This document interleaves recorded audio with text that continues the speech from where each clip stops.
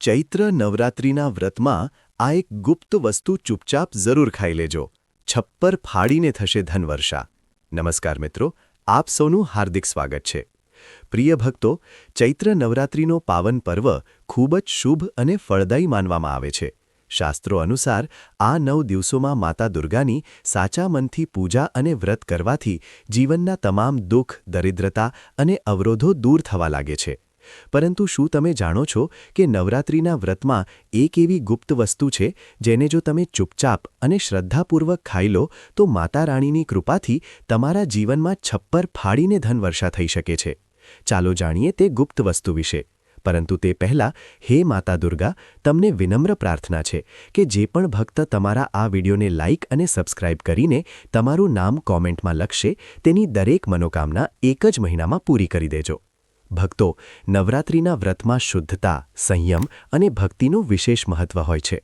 આ દિવસોમાં કરવામાં આવેલો નાનો અમથો ઉપાય પણ ઘણું ફળ આપે છે. ધ્યાનથી સાંભળો તમારે શું કરવાનું છે. નવરાત્રિના કોઈપણ દિવસે સવારે સ્નાન કરીને સ્વચ્છ વસ્ત્રો ધારણ કરો. ત્યારબાદ માતાજીનું ધ્યાન ધરો અને સાચા મનથી તેમને તમારી મનોકામના કહો.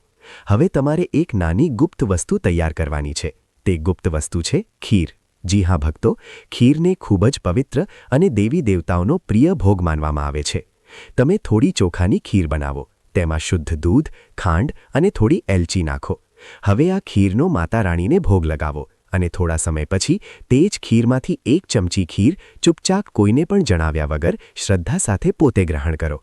એવું માનવામાં આવે છે કે આ ઉપાય કરવાથી માતા લક્ષ્મી અને માતા દુર્ગા બંનેની કૃપા પ્રાપ્ત થાય છે. ઘરમાં ધનની અછત દૂર થવા લાગે છે, અટકેલા કામો બનવા લાગે છે અને જીવનમાં સુખ સમૃદ્ધિ આવવા લાગે છે. શાસ્ત્રો અનુસાર નવરાત્રિમાં ખીરનું સેવન કરવાથી પુણ્યની પ્રાપ્તિ થાય છે અને આર્થિક સ્થિતિ મજબૂત બને છે.